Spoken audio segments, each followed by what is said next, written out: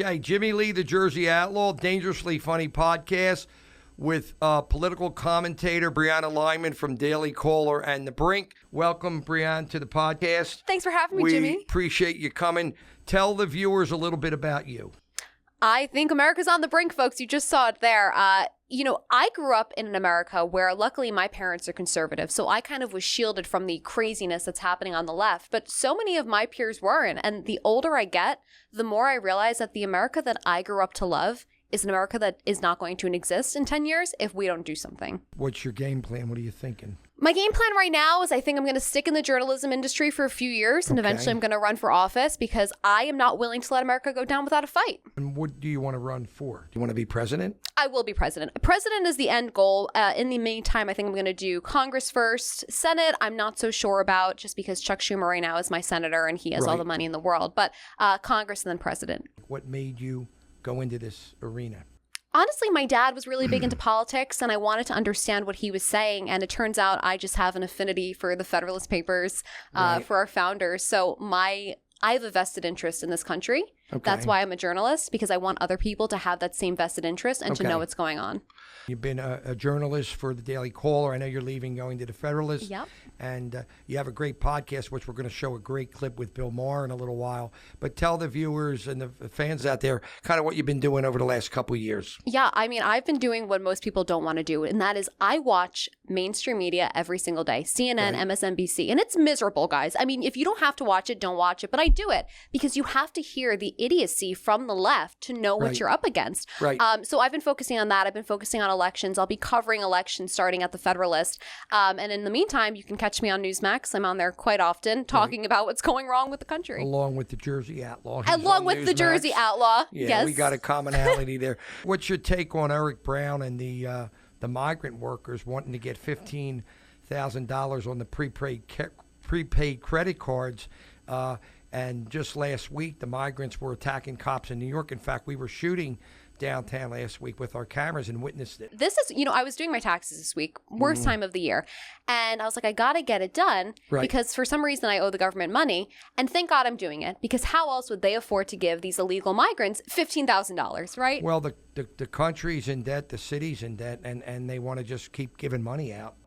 The deficit's just going to get worse and worse and worse, right? Right, because it's part of their scheme to build out their electorate. Democrats rely heavily on uneducated young voters, progressives particularly. Right. And as you get older, you get more conservative, right? Think about when you're investing money. You become more conservative, right? You're right. And we have just seen this week the RNC defeated an effort by the city so that illegal immigrants could vote in citywide elections. Right. What country are we in that we allow people who do not have a vested interest because they're not citizens to vote in our elections and sway things? And so if you give them $15,000, who do you think they're going to vote for if they got that right to vote? And that's why Democrats right now, they're struggling with this border deal, right? They've tried to pin the blame back on Donald Trump. Yeah. But remember, Donald Trump was threatening sanctuary cities like New York, and he said, if you don't cooperate with ICE, we're taking your money. Right. Biden gets into office and says, oh, no.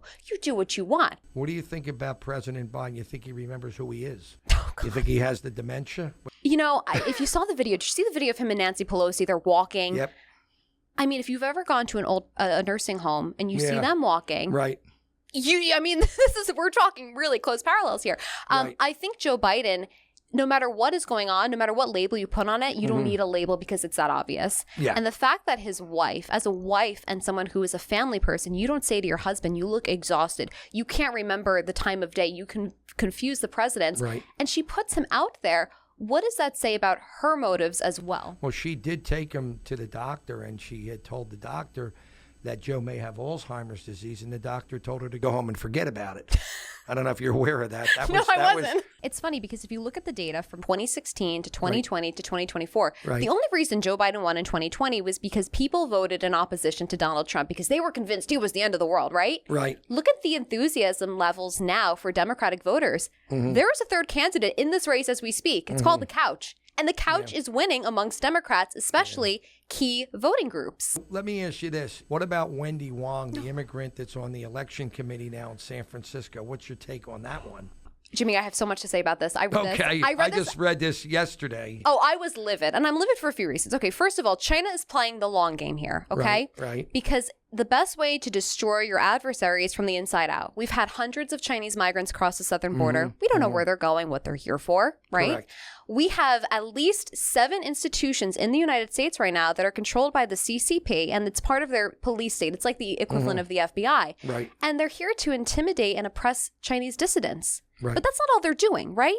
So we're talking about allowing surveillance state in the United States from a foreign adversary. That's number 2. And number 3 is, look, China is known for having no free and fair elections. Right. So is the United States. And I'm not talking about 2020. You go back to the inception of the United States, go to the late 1800s, New York Democrats, they stole 3 congressional races upstate, okay? You go to 1948, Lyndon B. Johnson, ballot box 13. He stole his race, right? Against Coke Stevenson. Yeah. And there has been other examples of this. So it only makes sense that we now allow this Chinese migrant to come and run an election. And what's concerning for me is that if you read her victory speech, whatever you want to call it, she says, I want to make sure that immigrants, regardless of their immigration status, have a seat at the table for the future of the city. So it's painting a bad picture and also setting a bad trend. It's setting a bad trend because it's like, okay, so if you're an illegal immigrant, you deserve to have a say in what's going on. You don't pay taxes. Right. You don't deserve it. And you certainly don't have the same allegiance that a natural born citizen has. And That's partially true. I know some people that are different, but a lot of time you're right on that. Look, people come to this country and they may get the best life in the world that they could never get in their home country. And they may love America as much as I love America. But when they it weren't comes, born here, They weren't saying. born here. And when it comes down to it, if there's a problem between like the United States and let's say Mexico, you could love this country for all it's given you. But at the end of the day, your familial ties go back to Mexico. Yeah, And you're going to where sit you back were and born. think, Right. well, what about my family that's still there? Or what Right. about, there's always that what if. I'm an American-born American. You know, I don't have a what if about any other country. Were you born like with an American flag wrapped around you? Honestly, That American? I wish I had my dad has an American flag tattoo. I should have inherited Really? that. Yeah, I should have gotten that. I know you're going to say something. I know kind of where it's going to go, but where do you see the next year going? Kind of where it's going to go, but I don't think we're going to be anywhere better because the you reason... don't think after the election, if a Republican gets in, that things could start to change? No, because I don't think the attacks on Donald Trump will stop. All the cases he has, even if they don't hold. Let's say Jack Smith doesn't get his case to court before the election, and if they don't get it by August, they're certainly not going to get it before the election because the Department of Justice won't hold it.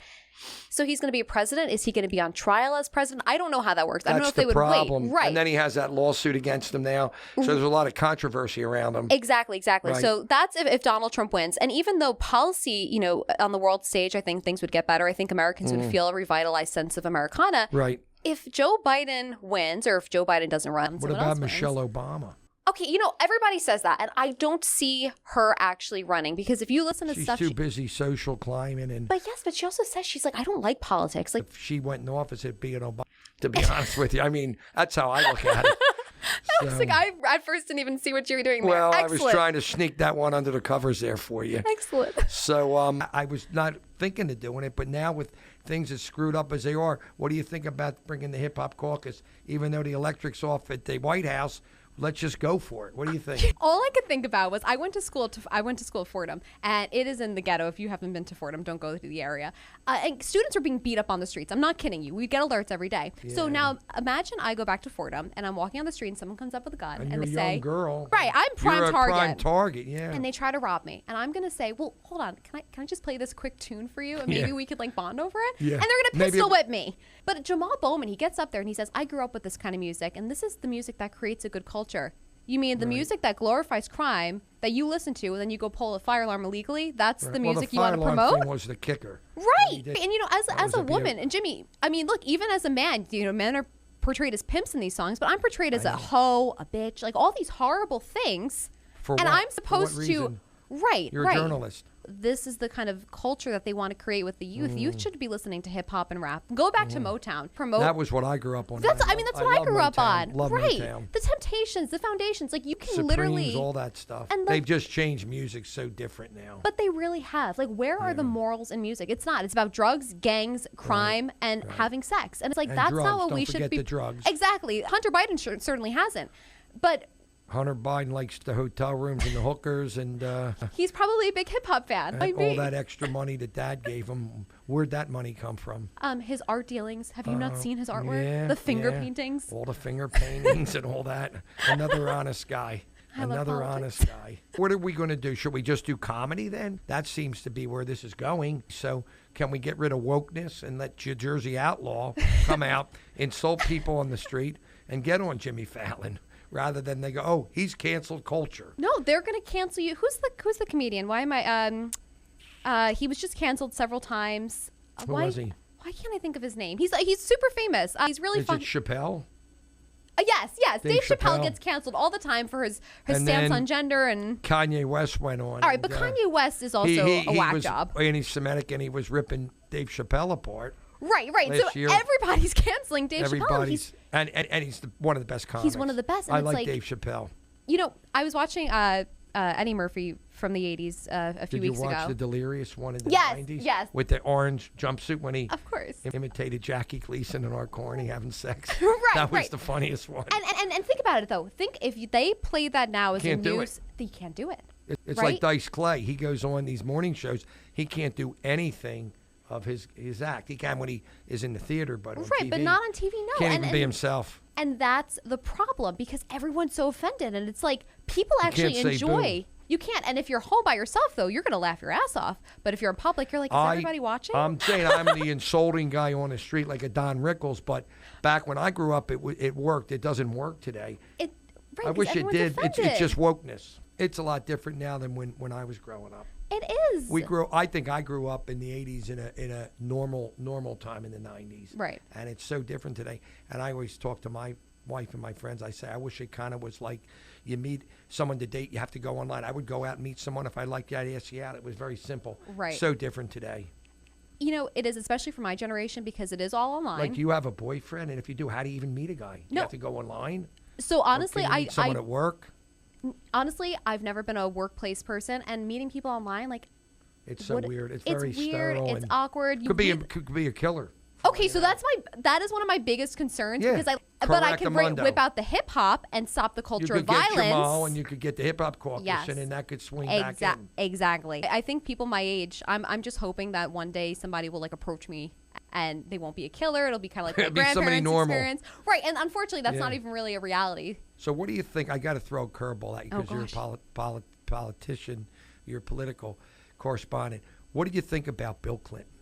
I want to talk to you about Bill Clinton. He's a Democrat. I know you're a Republican, but what's your thoughts on Bill Clinton?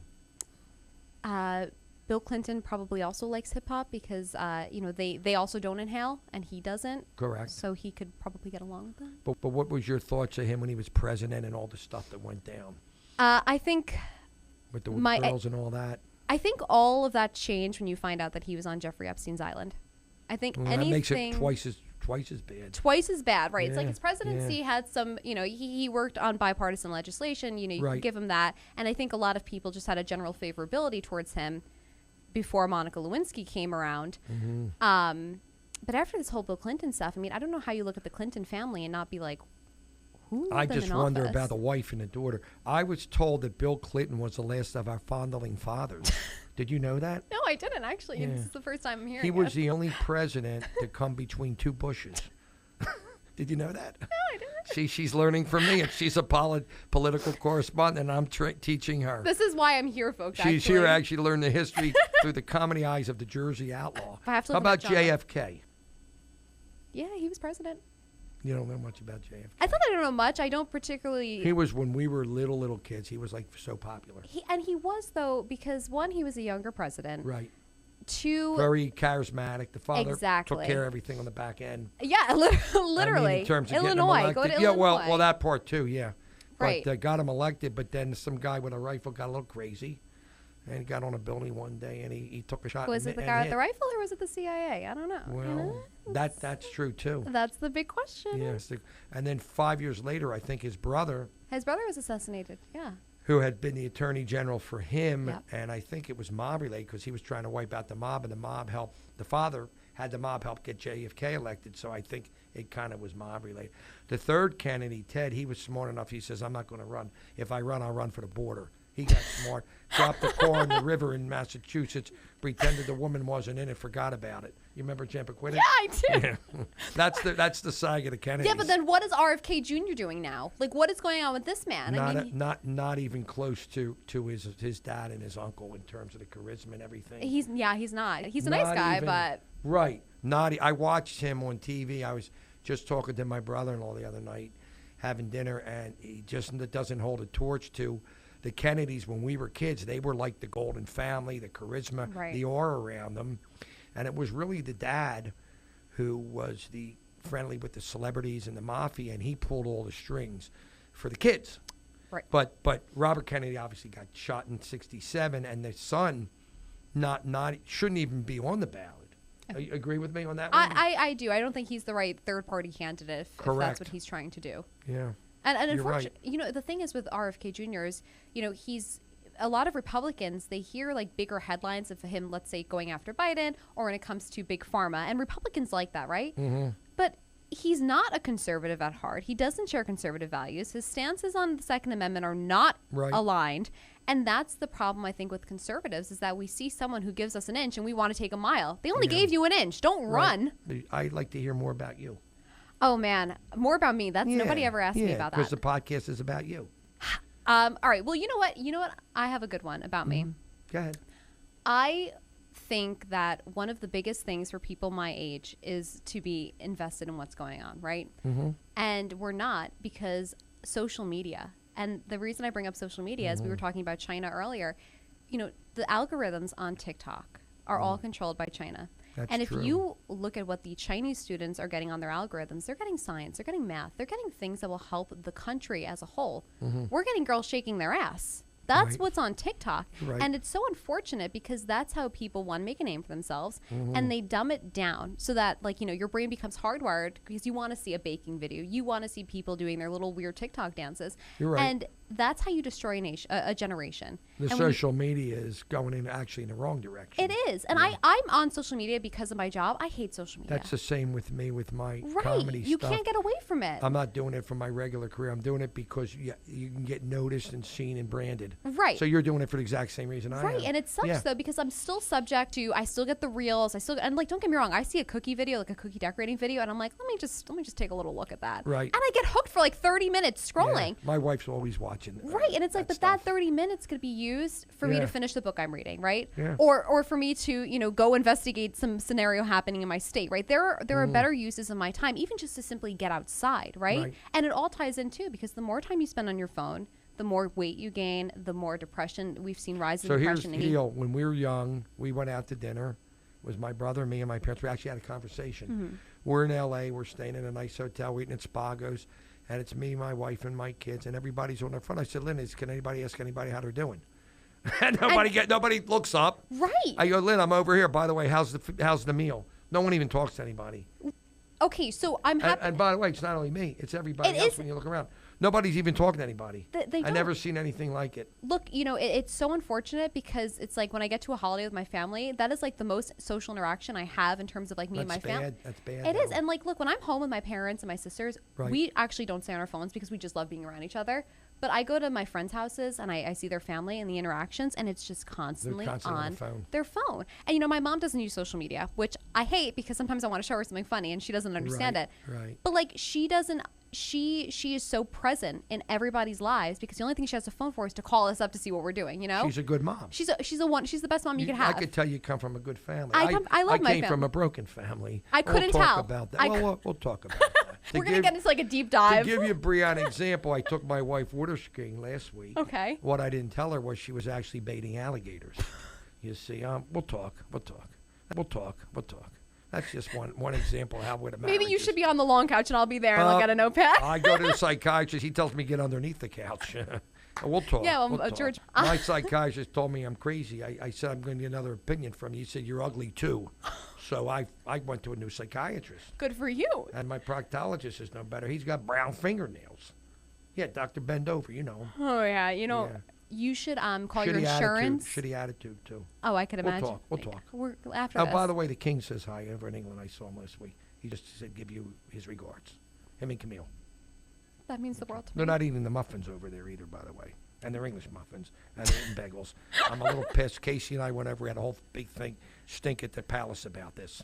So thanks for asking. No, and thank you for telling me. This is big. This is big stuff. No, this is the important stuff. I mean, we broke away from England, and so being able to still get like live updates is really important for me. And then the king was very fond of you, very fond of you. Oh, really? Yeah, he watched all your stuff. Camille just turned it right off because she's moody. You know how she gets. I mean, she destroyed an entire marriage and a family. And it gets worse. We'll go into that. We'll talk. We'll talk. Man, I lost my train of thought. No, we're talking about your family and social media. Oh, social media. It's just the worst because again, my generation, they don't care about politics. They don't care what's happening because they're so infatuated with all the stuff I listed. Right. You're right. That's the generation that will lead us. But I'll give you a compliment. You're a young girl, pretty girl, Thank you. and smart as a whip. Oh, thank you. Smart as a whip. And you're gonna go someplace. But I can spot a winner, and you're definitely a winner. And you're gonna go places. But I'm gonna tell you, I never did this, and don't you settle. I married a beautiful lady. I've been with her 40 years. And every day she wakes up and she says, why? And then you got to give her the spiel. Well, the relationship's on and off. I get on, she says, get off. But, you'll that'll come when you get older. But don't rush. In today's society, there's such an emphasis on women. Don't get married. Be in the work. And look, I'm in the workforce. I love being in the workforce, right? Well, you need a partner. But you need a partner. And there's so much emphasis on being independent as a woman. And it's like, that's not what we were created for. Need a family. You need a family. You need a purpose because a career gives you purpose, but only for a time being. Correct. There's nothing like having a husband or a child to have something to leave for the future, No, you're right. I got 2 kids. I have one in dental school and I have one in college. Wow. And the older one is an honor student. He says, yes, Your Honor. No, Your Honor. I'm sorry, Your Honor. And the youngest one graduated 9th in his class out of 10. Very smart. A win is a win. He wasn't 10. A win is a win. A win is a win. I'm going to get to the funny ones in a little bit, Brianna. Where will you be in 5 years? Do you think you'll be on television? Do you think you'll be a newspaper journalist? Do you think you'll be married and not work anymore? Where do you see yourself? How old are you, 25? I'm 25, yes. 20. I think I'd be married and I'd probably be running for Congress. Actually, I don't know if that's an election year that year. So whatever the closest election year. So you want to run for office? I absolutely would. It's funny. Bless you. I think it's important to run for office because just because you don't take an interest in politics doesn't mean politics won't take an interest in you. And I have such a vested interest because I care about America. This is you. And you're not doing it for the money. You're doing I'm not. Same way as me. It's coming right from your heart. Well, that's what I tell people. People are like, oh, you're a journalist. I'm like, believe me, it is not for the money. You're not doing it for the money. And I'm not doing my entertainment career for the money. Right. I'm doing it because it's here. Exactly. And it's not even so much that you care about yourself. You care about the other people, know? I respect people more that drive with passion than money because most people are driven by money.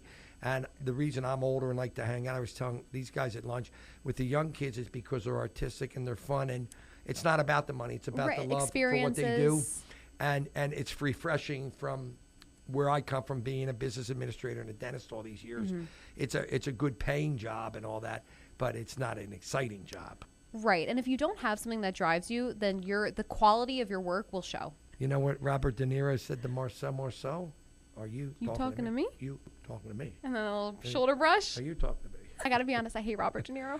Well, he never cared for you. I spoke to him twice about he went for a revolver. I had to stop him. So let me ask you this, Brianna, we're finishing up. Is there anything that you want to say? First of all, I had a really nice time with you. You're sweet. This is great. And your personality's off the wall, and I love you. And is there anything that you would like to tell the people about yourself or, anything? Well, I'd say first, definitely follow me on social media, guys. So tell Jimmie follows me. Tell everybody your handles. God, I really hope I can remember this off the top of my head. My Twitter is Brianna Lyman 2, and my Instagram is Brianna Lyman 2, the number 2. Yes, the number 2, and my Instagram is Brianna.Lyman. Jimmie follows me, so you should follow me too. I follow her, and she follows me, and that's why I had to call the cops because she was following me a little too closely. If you don't mind me saying. But I'm gonna back off now. Now that I've met him in person, I feel like I can. She likes the hairline. Tell the folks about the Jersey Outlaw hairline. It's very Jersey. I love it, and it works. Jersey. And then the glasses. You're never gonna meet a man who wears glasses in the daytime like Jimmie. You won't meet anybody like the Jersey Outlaw. So I want to say to all the fans out there, all 6 of you, thanks for tuning in. We'll be back. By the way, our next podcast is somebody very big in the TV arena here in New York. It's a surprise. Brianna's podcast is going to air probably very soon. and then the one following hers is one of the biggies. Thanks, Brianna, for being on our show. Thank you very much, we love Jimmie. you, and have a great day.